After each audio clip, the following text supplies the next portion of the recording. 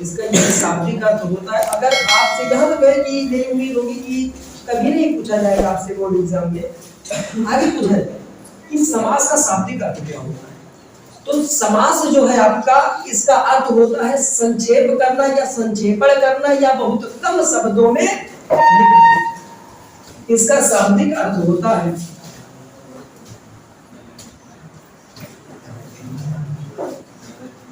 शाब्दिक अर्थ होता है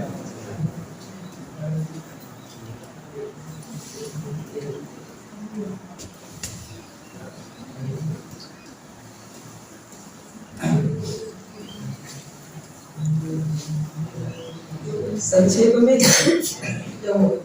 शाब्दिक अर्थ इसका होता है संक्षेप। अब आपके एग्जाम में या आपके किताब में कौन कौन सा समास है बताइए।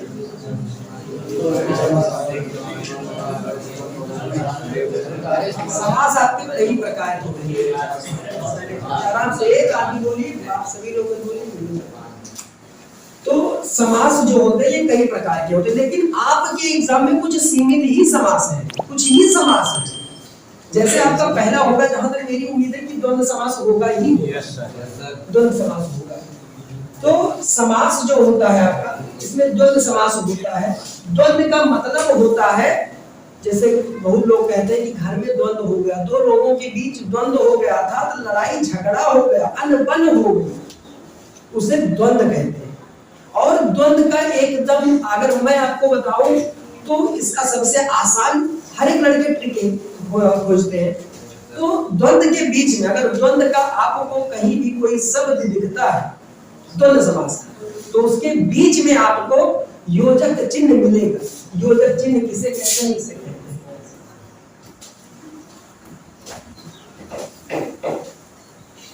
योजक। ये बीच में मिलेगा, चाहे जो शब्द, कोई भी शब्द कह लीजिए। जैसे माता पिता शब्द आपका होता है,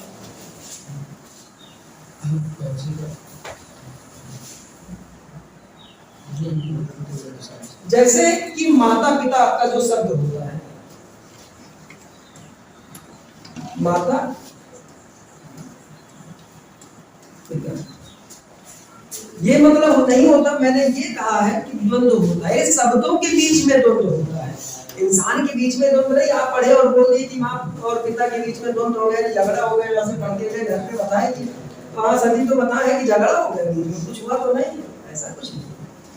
यानी कि जो उल्टा शब्द होता है, अपोजिट, जिसे विलोम कहते हैं या विरुद्धार्थी कहते हैं। जैसे माँ है या माता है, तो उसका अपोजिट पिता होगा ही। तो इसमें ज्यादातर अपोजिट होते हैं या उल्टे होते हैं। तो अगर मैं अब बताऊंगा कि द्वंद्व किसे कहते हैं,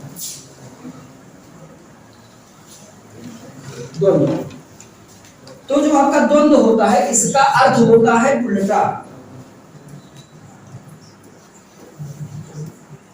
इसका अर्थ होता है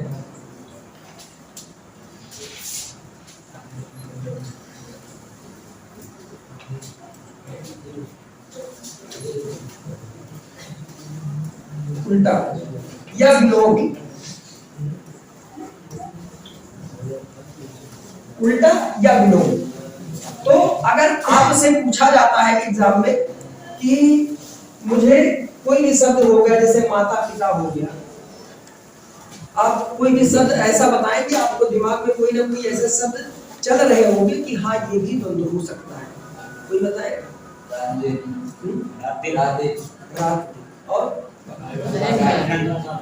एक आदमी बोली, हर कोई गर्म ठंड, रात दिन हो गया, सुबह शाम हो गया, ऐसे कई शब्द होते हैं जो आपको अपोजिट लगते हैं या होते भी हैं, वो आपके द्वंद्व होते हैं। और हाई स्कूल में कोई ऐसे टफ आपसे एग्जाम्पल नहीं पूछने जा रहा है कि मुझे बताइए जैसे 18 हो, 18 को किस समास का उदाहरण है? 18 भी द्वंद्व है, लेकिन इसमें आपको अपोजिट नहीं दिख रहा है। 18 भी द्वंद्व है, लेकिन अपोजिट इसमें नहीं दिखता है। जबकि जैसे वो भैया ने बताया कि जैसे रात दिन हो गया,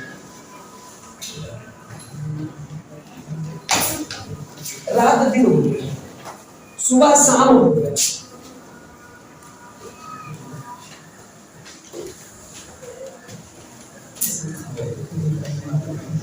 ये हमारे द्वंद्व समास के कुछ उदाहरण। तो अगर आपसे एग्जाम में पूछा जाता है कि द्वंद्व समास का कुछ उदाहरण लेकर स्पष्ट कीजिए, तो इसमें कोई प्रॉब्लम तो नहीं होने वाली है, कोई दिक्कत नहीं है। इसके आगे मैं बताऊं, इसके आगे आता है आपका, बेटा थोड़ा जल्दी आया करो, जल्दी आने की कोशिश किया करो, क्योंकि जो टॉपिक आपके निकल जाते हैं वो दोबारा फिर नहीं मिलेगा। तो मैं आपको इसके आगे बताऊंगा। आपका दूसरा समास होगा, जहां तक है कि द्विगु समास होगा। द्विगु समास होगा, तो द्विगु समास आप जानते हैं किसे कहते हैं? द्विगु समास किसे कहते हैं? जो जैसे द्विगु है, तो द्विगु के पहले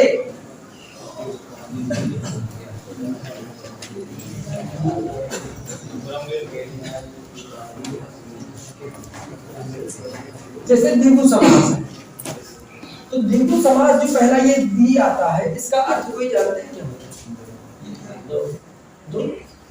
दो होता है, लेकिन इसका शाब्दिक अर्थ क्या होता है?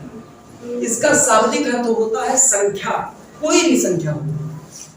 अगर आप किसी शब्द के पहले ये स्टार्टिंग, आप जैसे राम लिखते हैं,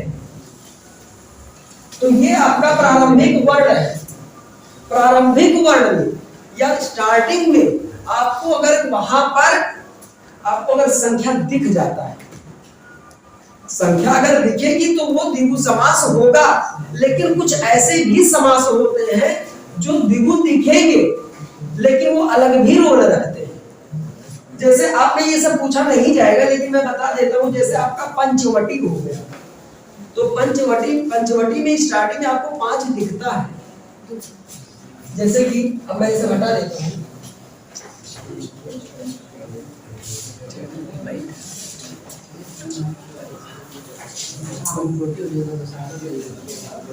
जैसे कि पंचवटी जो आपका होता है, पंचवटी में स्टार्टिंग में आपको दिख रहा है कि ये 5 है, ये 5 है, लेकिन ये द्विगु समास तो होगा, लेकिन और कौन सा समास होगा? अगर आपसे ऑप्शन में बहुविकल्पीय में आपको जो आता है उसमें द्विगु समास ना हो, जैसे ऐसा तो नहीं होगा कि ना हो, लेकिन अगर ना हो बाई चांस, तो कौन सा समास होगा? कोई जानता है इसमें?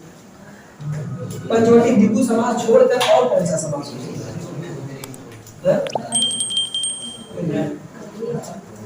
पंचवटी जो बहुवी, किसने कहा? बहुव्रीहि समास होगा, ये सच है। बहुव्रीहि, इसमें द्विगु समास को छोड़कर बहुव्रीहि समास होगा। तो बहुव्रीहि समास की होगा बताए क्या?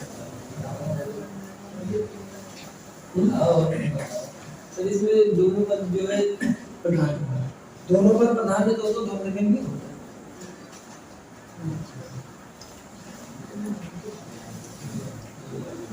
चलिए कोई बात नहीं, कोशिश किया उन्होंने, इतना तो बताया कि ये बहुव्रीहि समास होगा, कहीं ना कहीं उन्होंने पढ़ा भी होगा। तो ये आपका बहुव्रीहि है, लेकिन किस प्रकार बहुव्रीहि है ये वो भी नहीं डिफाइन कर पाए, जहां तक आप लोगों को ना पता होगा। तो मैं बताऊंगा कि ये बहुव्रीहि किस तरीके से होता है। ये बहुव्रीहि जो होता है, जो ये डायरेक्ट डिपेंड करता है श्री रामचंद्र जी। ये श्री रामचंद्र जी के जीवन में पंचवटी शब्द का या पंचवटी का डिफाइन हुआ है या उसमें उल्लेख किया गया है।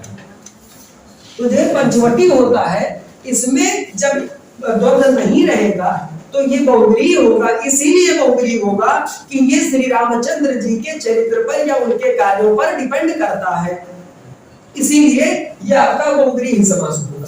लेकिन मैं इसमें सब नहीं फंसूंगा, मैं आपको बताऊंगा डायरेक्ट कि द्विगु समास क्या होता है। तो द्विगु समास का होता है संख्यावाची।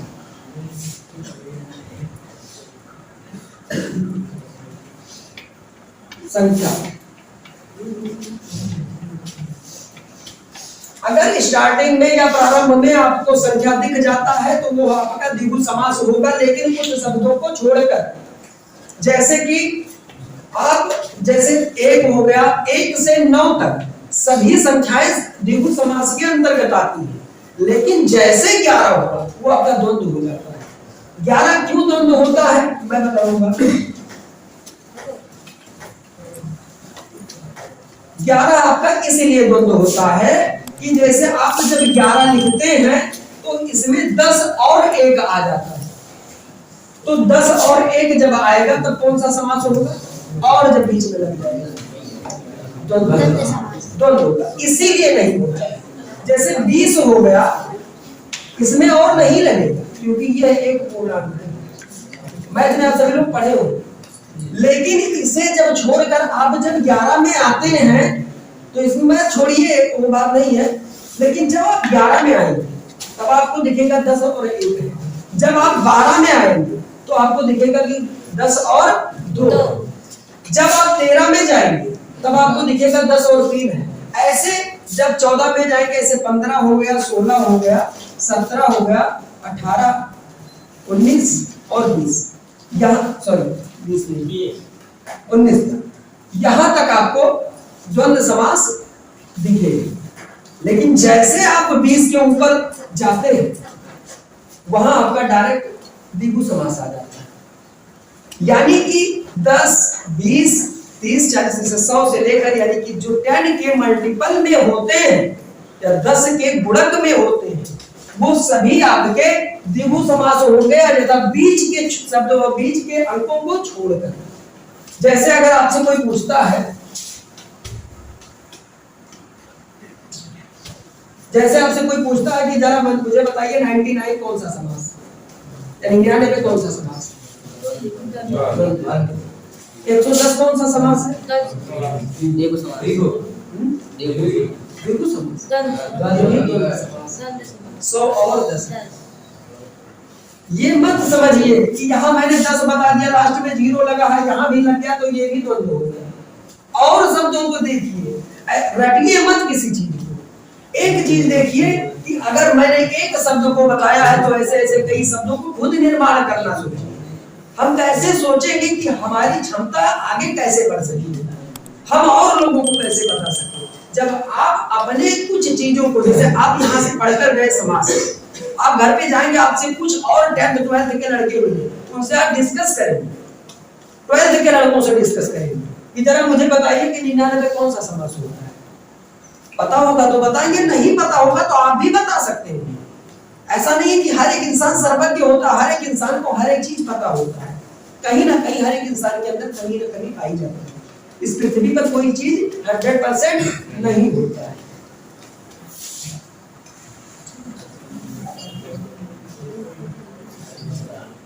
अगर आपसे 2001 पूछा जाए तो ये कौन सा समास है, 2001, यानी आप सभी लोग अब निकालना समझ गए हैं, एकदम समझ गए ना। चलो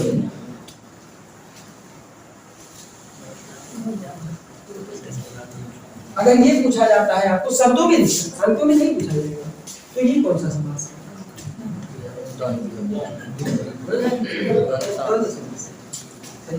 अगर आपको कहीं भी और दिखता है किसी भी शब्द में और अगर दिखता है तो वो डायरेक्ट आपका डिपेंड करता है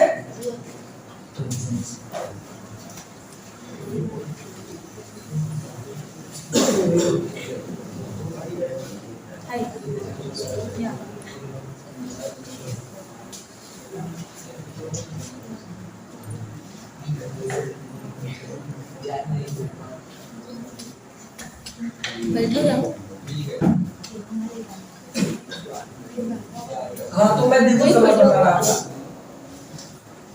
तो आपका जो द्विगु समास होता है इसमें कुछ उदाहरण आप बताएंगे द्विगु समास।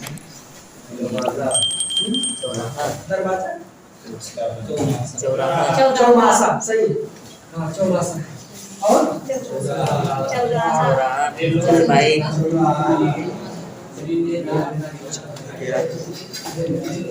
चौराहा, और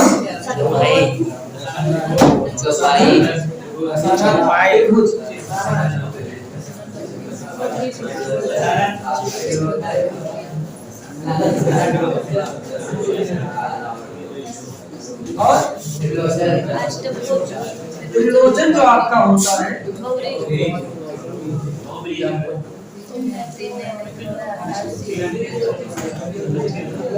त्रिलोचन जो आपका होगा ये एक अपवाद होगा।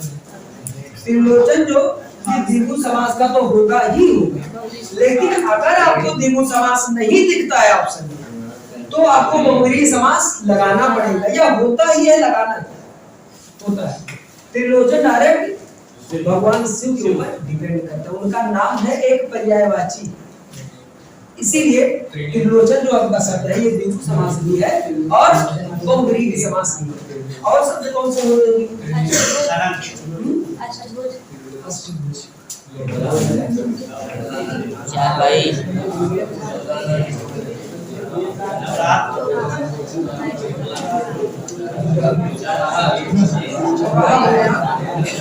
नौमासा हो गया, दशानन में नहीं कहा दशानन।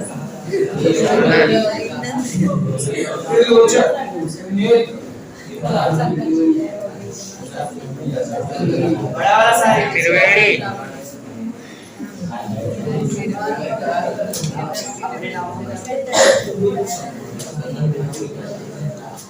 दशानन होता है,